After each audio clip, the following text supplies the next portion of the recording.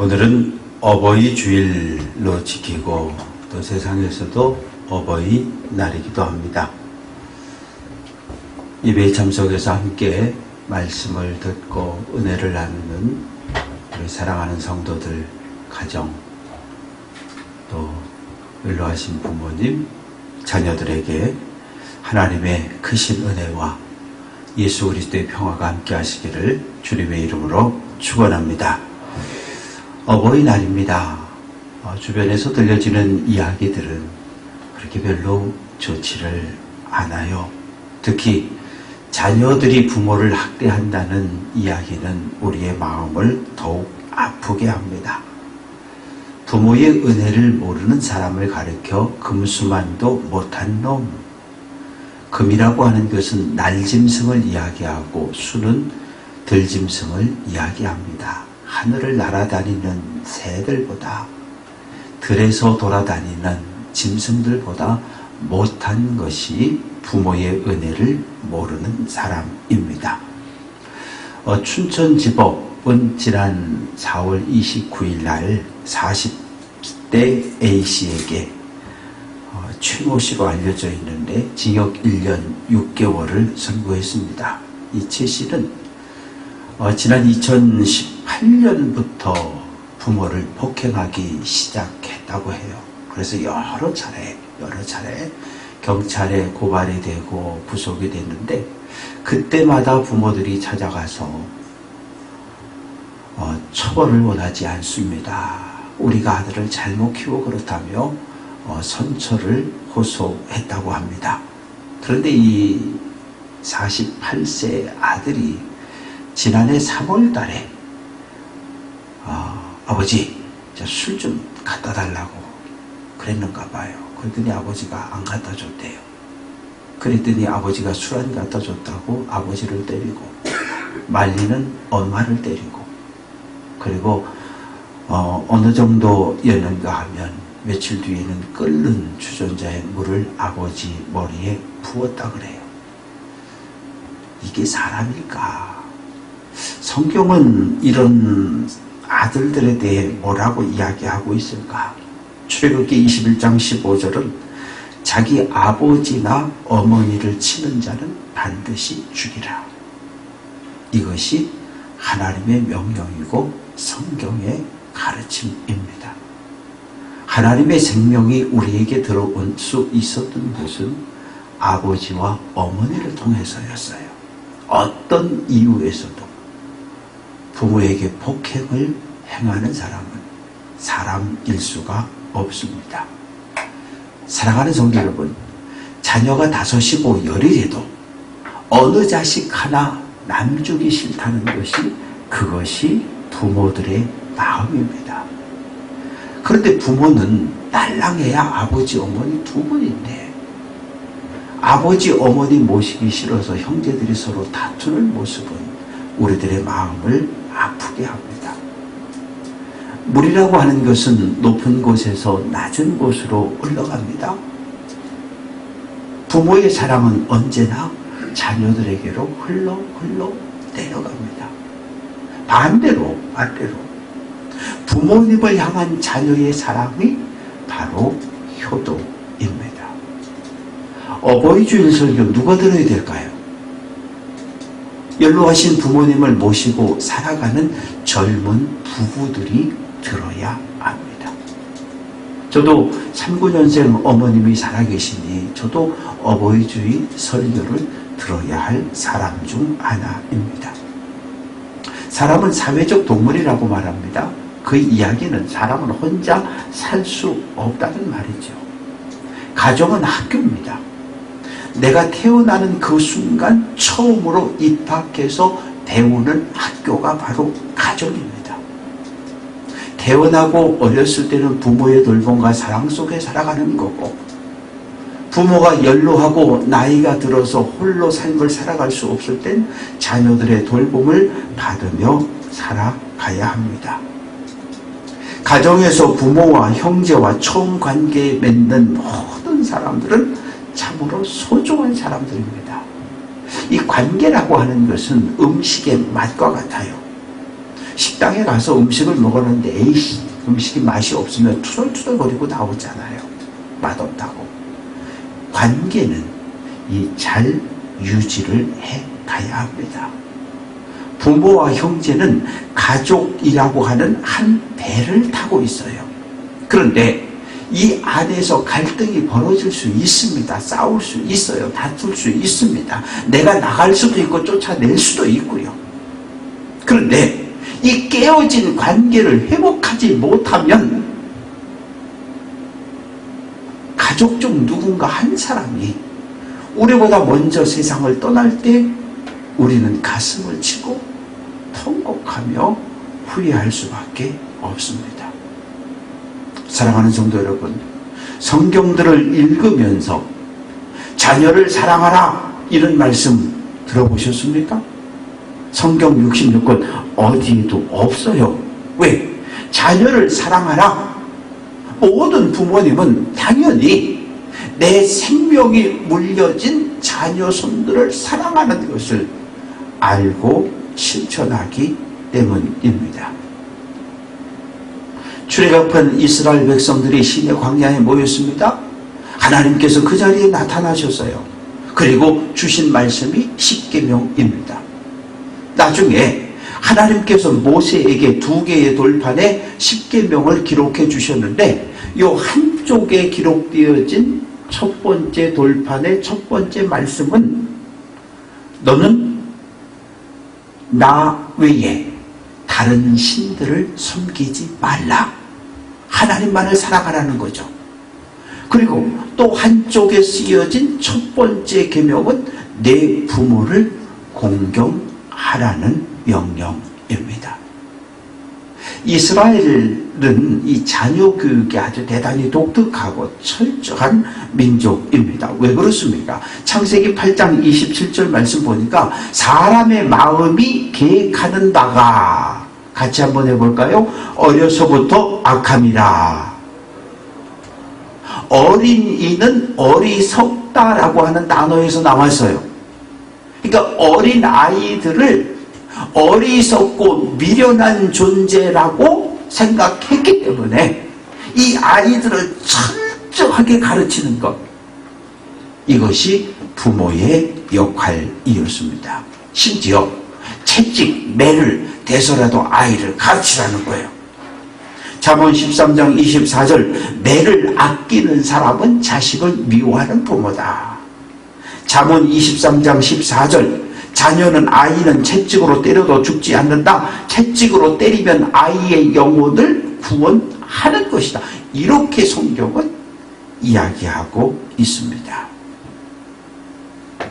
사도 바울은 사도행전 23장 6절에서 나는 바리새인이요 바리새인의 아들이라고 말합니다. 바리새, 반대한다, 구별되었다, 그런 뜻입니다. 뭘 반대합니까? 당시 하스몬 왕조가 헬라 문화의 유대인 전체를 끌고 갔어요. 유대 백성들을 헬라 문화로 끌고 가서 헬라 문화에 익숙한 삶을 살아가게 만들었는데, 이때 우리는 헬라 문화를 거부한다, 우리는 오직 하나님만을 믿고 살겠다, 이렇게 탄생한 파가 있었는데 이 파가 바로 바리새파입니다. 바울의 아버지도 바리새인이었고 바울도 바리새인이었고 철저하게 어려서부터 율법 교육을 받고 자랐고 15살 전후에 예루살렘으로 유학을 갔고 가말리엘이라고 하는 당대 최고의 율법 선생님 밑에서 구약 율법을 배웠던 사람이 바울입니다. 다중 언어를 사용할 줄 아는 언어 능력이 탁월한 사람입니다. 페르시아 제국에서 사용되었던 유대와 소아시아 지역 전체에 퍼져있던 아람어를 사용했고, 유대인들의 언어인 히브리어를 사용했고, 헬라 제국 그리스 사람들의 언어인 헬라어를 사용했고, 로마 시민권자였기 때문에 로마 시민들의 언어인 라틴어를 사용할 수 있었습니다. 아니, 왜 부활한 예수님이 바울에게 너 이방인을 위한 사도가 되라, 4가지 언어를 사용할 줄 아는 다중 언어 사용이 가능했기 때문에 이방인들에게 가서 복음을 전할 수 있었던 거예요. 만약에 저보고 이용호 이 하나님 너 로마에 가서 복음 전해라. 그러면 로마어를 가르쳐주는 라틴어 학원에 등록해서 3년 4년 지나서 말을 배워야 가서 복음을 전할 수 있을 거 아니에요. 그러나 바울은 그럴 필요가 없어서 왜? 이미 익숙한 언어였기 때문이지요. 사도 바울은 순회 전도자입니다. 한 지역에 오래 있지 않아요. 짧으면 한두 달, 길면 6개월 요 정도 목회하고 옮겨가고 이렇게 목회를 했습니다. 그런데 가장 오랫동안 목회한 교회가 하나 있는데 바로 에베소 교회입니다. 사도행전 20장 31절 내가 3년이나 밤낮 쉬지 않고 눈물로 각 사람을 훈계하던 것을 기억하라. 3년 동안 목회했던 교회가 에베소 교회인데 에베소 교회와 사도 바울의 관계는 대단히 나빴습니다. 왜? 에베소 교회 교인들이 이 예루살렘에서 내려온 율법학자들의 이야기를 듣고 사도 바울을 사도로 인정하지 않았거든요. 그럼에도 불구하고 사도 바울은 로마 감옥에 갇혀 있을 때 에베소 교회에 여러 가지 문제가 생겨졌다는 이야기를 듣고 기도하는 마음으로 편지를 썼는데 그것이 바로 에베소서입니다. 오늘 본문에서는 연로하신 부모를 모신 성도들을 향한 가르침이 기록이 되어져 있습니다. 1절 자녀들아 주 안에서 너희 부모에게 순종하라. 이것이 옳다. 순종이라는 단어는 복종이라는 단어와 같아요. 군대에서 사용되어지는 군대 용어입니다. 군대는 특수한 조직입니다. 군인이 왜 존재합니까? 전쟁을 위해서예요. 쳐들어오는 적군을 막아내기 위해서 군대와 군인이 필요합니다. 그런데 군인의 특징은 상명하복. 상관이 명령하면 아래 하급자는 반드시 따라야 돼요. 전쟁을 하고 있습니다. 지휘관이 앞으로 공격하는데 중대장님 내 생각엔 뒤로 도망가는 게 나을 것 같은데요. 이러면 안 돼요. 서로 생각이 다르면. 그래서 군대라는 조직은 상관이 지휘자가 명령하면 따라야 되는 조직입니다. 부모에 대한 효도 역시 마찬가지예요. 내 생각에는 우리 부모가 나한테 해준 게 없는데 내 생각에는 장남은 대학원 외국 유학 보내고 나는 공부 못한다고 난 공부도 안 시켰는데 첫째는 빌딩 물려주고 나한테는 준 것도 없는데 아니요. 그건 내 생각이에요. 내 생각을 가지고 부모에게 효도할 건지 말 건지를 판단하면 안 된다는 거예요. 이건 명령, 하나님의 명령이기 때문에 무조건 순종해야 합니다. 사회는 빠르게만 변해가요. 빠르게 더 빨리 빠르게 변해가는 세상에서 변하면 안 되는 것이 있어요. 무엇입니까? 자녀를 향한 부모의 사랑 변하지 않습니다. 마찬가지로 부모를 향한 사랑, 효도도 변하면 안 돼요. 136년 전에 이 조선 땅에 복음이 들어왔을 때 교회는 조선 사회로부터 손가락질을 당했습니다. 저 예수 믿는 놈들은 조상도 몰라본다고 제사를 드리지 않고 명절이 돼도 절하지 않는다고. 아니요. 성경은 하나님의 말씀은 부모에게 효도할 것을 명령하고 강조합니다. 신명기 5장 16절 너는 내 하나님 여호와께서 명령한 대로 같이 한번 해볼게요. 내 부모를 공경하라. 하나님은 눈에 보이지 않아요. 부모님은 눈에 보이는 하나님입니다. 눈에 보이는 하나님, 부모에게 못하는 사람이 눈에 보이지 않는 하늘 아버지를 온전히 섬긴다? 그건 새빨간 거짓말입니다. 하나님이 어느 날 노아를 부르십니다. 노아야, 예 하나님, 너 골페르 나무, 전나무 가지고 방주를 만들어라. 방주를 만드는데 크게 만들라는 거예요. 어느 정도 크기입니까? 길이 150m. 축구 선수들이 들고 뛰는 축구장의 길이가 100에서 110m 정도 됩니다.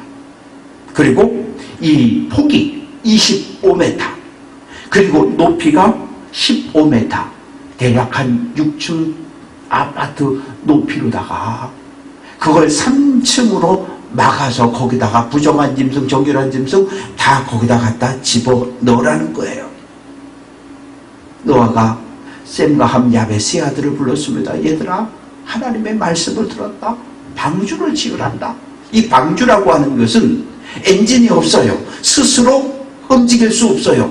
물에 그냥 가만히 떠 있는 거는 하는 것, 이게 방주입니다.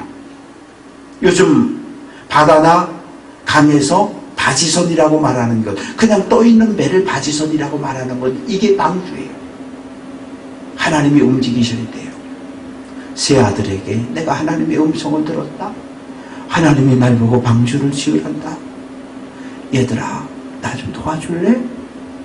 그런데 세 아들이 아버지 노아의 말씀에 순종합니다. 어떻게 됐습니까? 홍수 심판에서 가족 모두가 구원을 얻었습니다. 사랑하는 성도 여러분, 아들은 아버지의 뒷모습을 배운다고 말합니다. 모든 자녀들은 아버지의 가르침, 엄마의 가르침대로 살지 않아요. 아버지가 걸어간 발걸음을 그대로 눈으로 복사합니다. 카메라로 CCTV로 찍어요. 그리고 내가 아버지가 되었을 때 그 아버지가 걸었던 그 발걸음을 그대로 나도 걸어가는 겁니다. 왜요? 아들에게 아버지는 인생에서 처음 만난 가장 위대한 선생님이기 때문입니다. 고린도전서 11장 1절, 내가 그리스도를 본받는 자가 된 것 같이 한번 해볼게요. 너희는 나를 본받는 자가 되라. 본받다라고 하는 말의 의미는 따라하는 사람, 흉내하는 사람, 얼굴 표정을, 목소리를 잘 따라하는 사람들이 있잖아요. 아버지의 모습을 계속 따라하다 보면 아버지와 같은 삶을 살아가는 겁니다. 하늘 아버지 발걸음을 따라 걸어가야 돼. 왜? 우린 하나님의 아들, 하나님의 딸이니까. 우린 예수님의 발자취를 따라가야 돼요. 예수님의 마음을 품고 예수님처럼 말하고 예수님처럼 행동하고, 그러면 교회가, 가정이 평안할 수밖에 없습니다. 예수님은 하늘 아버지와 어떤 관계를 유지했을까요? 요한복음 10장 31절, 나와 아버지는 하나다. 하나라는 거예요. 예수님은 하늘 아버지 명령에 철저하게 순종했습니다. 절대 순종했어요. 단 한 번도 하늘 아버지의 명령에 불순종한 적이 없어요. 하늘 아버지는 어떻습니까? 아들 예수가 하나님께 기도할 때마다 하나님은 다 응답하셨어요. 이것이 예수님과 하나님의 관계입니다. 아버지는 아들을 사랑하고 아들은 아버지에게 효도할 때 좋은 관계가 만들어져요. 아들이 우리 아빠 세상에서 최고야, 이 말 들으면 인생 잘 사신 거예요. 우리 엄마가 세상에서 최고야, 이 말 들었으면 잘 사신 겁니다. 반포지오라는 한자 성어가 있어요. 어미 까마귀가 열심히 벌레를 물어다가 새끼 까마귀를 먹입니다. 새끼 까마귀가 다 컸어요. 그래서 어떻게 됩니까? 어미 까마귀는 더 이상 날아가서 벌레를 잡을 수 없는 나이가 들었어요. 그러면 엄마 까마귀는 둥지에 있고 아들 까마귀가 열심히 가서 벌레를 잡아다 어미 입에 넣어준다는 말입니다. 짐승도 본능을 따라 살아가잖아요. 근데 우리는 본능대로 삽니까? 아니요. 본능 더하기 하나님의 뜻을 따라 살아야 돼요. 왜?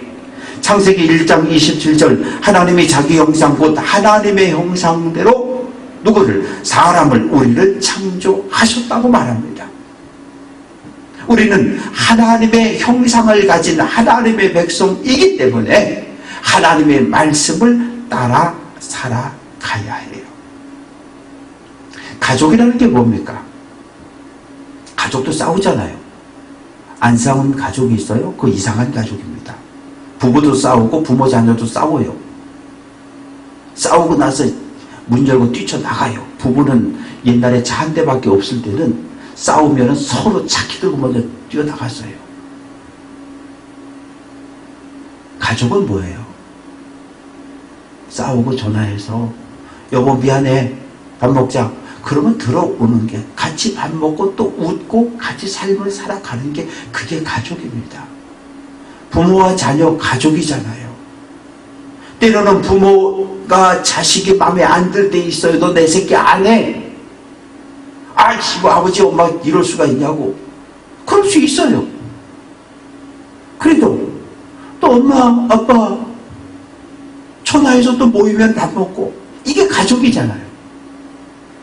교회를 믿음의 공동체라고 말하잖아요. 영적 가족이라고 말하잖아요. 가족은 싸울 수 있어요. 싸웠다 화해하는 게 이게 가족이에요.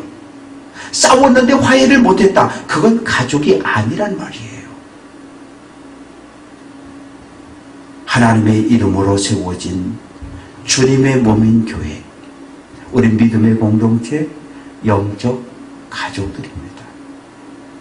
마음을 열고 서로가 서로를 용납하고 사랑으로 감싸할 수 있는 귀한 성도들 될 수 있기를 주님의 이름으로 축원합니다. 은혜는 물에 원수는 물에 새기고 은혜는 돌에 새겨라, 이런 속담이 있습니다. 그런데 우리는 반대로 살아요. 은혜는 물에 흘려버리고 모래에 새겨 흘려버리고 원수는 뼛속 깊이 새기고 살아갑니다. 사울 왕이 아들 셋과 블레셋과 전쟁에 참전했다가 사울 왕과 세 아들이 모두 죽습니다. 이 블레셋 군대가 못된 짓을 했어요. 사울 왕의 목을 잘라서 블레셋 5 성읍으로 돌리면서 전시합니다. 이것이 이스라엘 왕 사울의 복이다. 우리가 승리했다. 다곤신이 승리했다. 그리고 목 없는 시체를 비싼 성벽에다 걸어버립니다. 세 아들의 시체도 걸어놨어요. 그 소문이 쫙 이스라엘 전역으로 퍼졌고 요단 동편 길르앗 사람들에게도 퍼져 나갔습니다. 사울 왕의 시체가 목이 잘린 채 벳산 성벽에 걸렸다. 그 소문을 들은 길르앗 야베스 사람들이 밤새도록 20km입니다. 5시간을 뛰어야 돼요. 밤새도록 달려서 벳산 성벽에 도착해서 사울 왕의 목 없는 시신과 세 아들의 시신을 거두어 요단 동편 길르앗 야베스로 가서 거기서 화장하고 7일 동안 슬퍼하며 웁니다. 사울 왕은 베냐민 지파 사람입니다. 길르앗 야베스 사람들은 베냐민 지파가 아니에요. 그런데 왜? 사울 왕에게 입은 은혜를 기억했기 때문입니다. 사울이 이스라엘 초대 왕이 되었을 때 얼마 지나지 않아서 암몬 군대가 길르앗 야베스 성을 딱 포위하고 항복해라. 항복하면 살려준다. 아니면 다 죽인다. 그때 장로들이 나와서 암몬 왕에게 이야기합니다. 우리에게 딱 일주일만 시간을 달라. 우리가 요단 서편 우리 형제들에게 사람을 보내서 와서 우리를 구원해 달라고 호소하겠다. 만약 우리 형제들이 와서 우리를 구원해 주면 모르지만 우리 형제들이 와서 구원해 주지 않으면 우리가 성문을 활짝 열고 손들고 나가 항복하고 당신들을 섬길 테니까 일주일 시간을 달라. 그러라 그랬어요. 사울왕이 소몰고 밭에 가서 밭일하고 집으로 돌아오다가 그 이야기를 듣습니다. 길르앗 야베스가 포위당했다는. 이스라엘 여러 지파에 전령을 보냅니다. 모여라. 33만 군대를 이끌고 요단강을 건너가서 야베스 성을 포위하고 있던 암몬 군대를 쳐부수고 길르앗 야베스 사람들을 구원했어요. 사울 왕은 하나님께 버림받은 사람입니다. 하나님께서 내가 사울을 왕으로 세운 것을 후회한다. 사울 왕은 하나님께는 버림받았지만 길르앗 야베스 사람들에게는 기억되어졌던 왕입니다. 왜? 길르앗 야베스 사람들이 사울 왕에게 받은 은혜를 돌에 가슴에 새겼기 때문입니다. 2절 내 아버지와 어머니를 공경하라. 이것이 약속이 있는 첫 계명이다. 공경이라고 하는 히브리 단어는 카바드입니다. 카바드. 이 카바드는 간을 뜻하는 카베드에서 왔습니다. 우리 몸 안에 오장육부가 있다 그러는데 오장 가운데 하나가 간입니다. 영어로 리버. 리버라고 하는, 간이라고 하는 이 영어는 라이브, 살다, 생명이라는 단어에서 왔어요. 간은 뭐합니까? 우리 몸에 우리가 모르고 먹은 온갖 독성들이 우리 몸 안에 들어오면 2억 5천만 개의 세포로다가 그 독성들을 다 해소시키는 역할을 간이 하는 거예요. 술을 먹든지 마약을 하든지 약을 먹었든지 뭘 먹었든지 들어온 독성을 간이 다 해독을 시킵니다.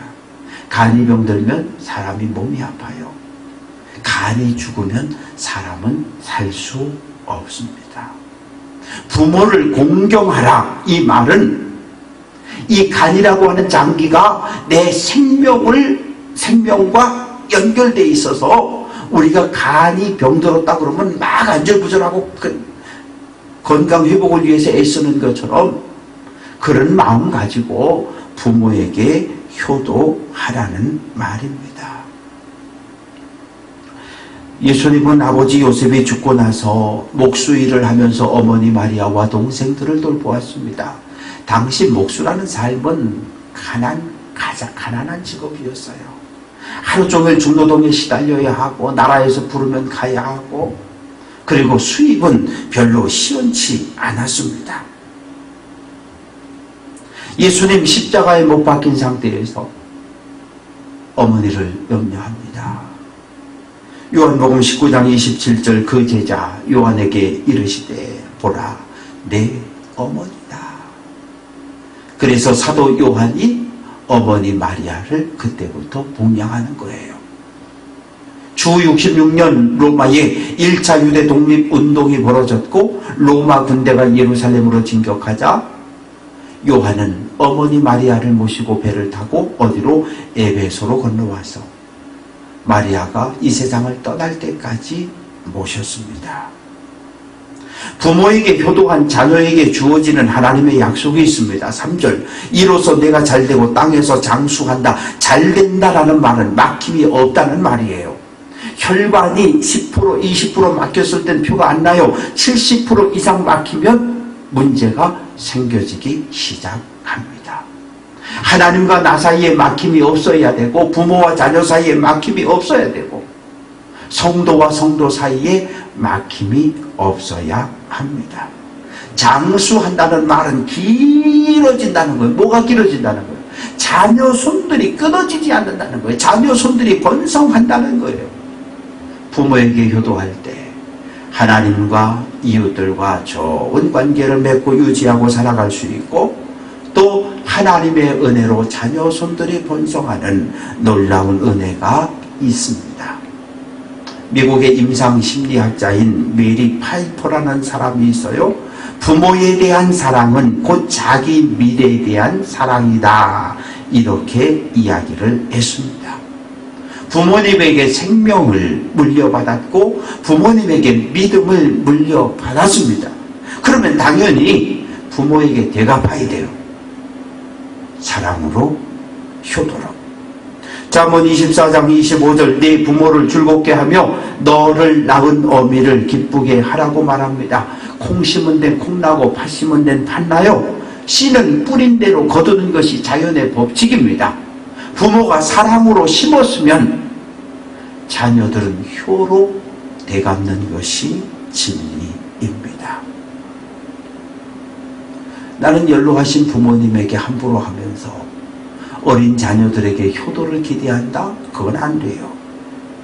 자녀들의 눈은 카메라입니다. CCTV예요. 아버지, 어머니가 할아버지, 할머니에게 어떤 말을 하고 어떤 행동을 했는지 다 찍어둬요. 찍어뒀다가 우리 아버지, 엄마가 할아버지, 할머니 됐을 때 그대로 합니다. 그래서 자녀들 앞에 말 함부로 하면 안 되고 행동 함부로 하면 안 되는 거예요. 사랑하는 성도 여러분, 우리 부모님들은 우리보다 힘겨운 시절을 살아오신 분들입니다. 일제시대 태어나셨고 6.25 한국전쟁을 경험하셨고 그리고 60년대 70년대 보릿고개를 힘겹게 걸어오신 분들, 눈물로 인내함으로 가정을 지키고 자녀들을 기르신 분들입니다. 자녀들을 위해서 희생과 수고를 아끼지 않으셨던 분, 우리 부모님들은 새벽을 깨워 주님 앞에 나와 자녀 손들을 위해 눈물로 하나님 앞에 기도했습니다. 가장 큰 효도는 무엇입니까? 부모님의 마음을 평안하게 해드리는 일이지요.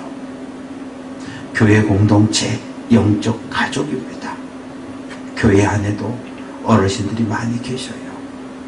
교회 안에 있는 어르신들을 잘 보시고 잘 대하는 것, 이것이 젊은 교우들에게 주어지는 하나님의 명령입니다.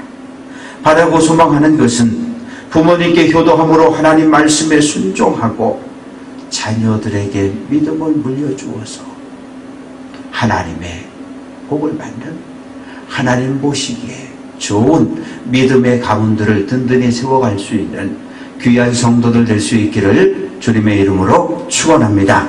기도합니다. 아버지 하나님, 어버이날입니다. 교회가 어버이 주일로 지킵니다.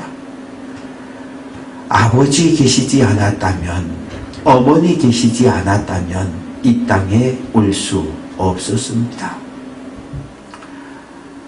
아버지 허리에서 나온 귀한 생명이 어머니의 아기 집에 자리를 잡고 어머니의 아기 집에 10달 머무는 동안 엄마의 살과 뼈, 피를 빼앗아 만들어진 존재가 바로 우리들입니다.